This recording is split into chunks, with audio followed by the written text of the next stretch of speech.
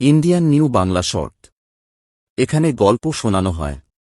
১৬ নম্বর episode. আমি বাসুদেব বলছি। গল্পের নাম কালো শাড়িওয়ালি।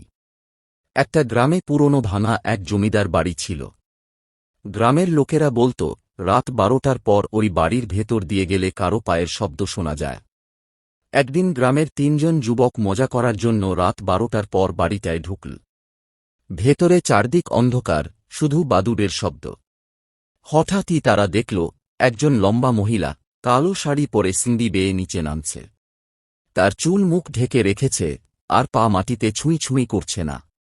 ৩জনের মধ্যে একজন সাহস করে বলল, কে আপনি? মহিলা আস্তে মাথা তুলল, চোখে একেবারে লাল আভা। তারপর শীষের মতো আওয়াজ করে হেসে উঠল, আমি এখানকার মালকিন। অনেক দিন পর অতিথি এলে ভালো লাগে। এরপর থেকে সেই ৩ যুবকের একজন হঠাৎ পাগল হয়ে যায়, বাকিরা আর কখনো রাতের পর সেই পথে যায়নি। আরও নতুন নতুন গল্প শুনতে চ্যানেল বা পেজটি ফলো করুন। গল্প শুনে ভালো লাগলে লাইক, কমেন্ট, শেয়ার করবেন।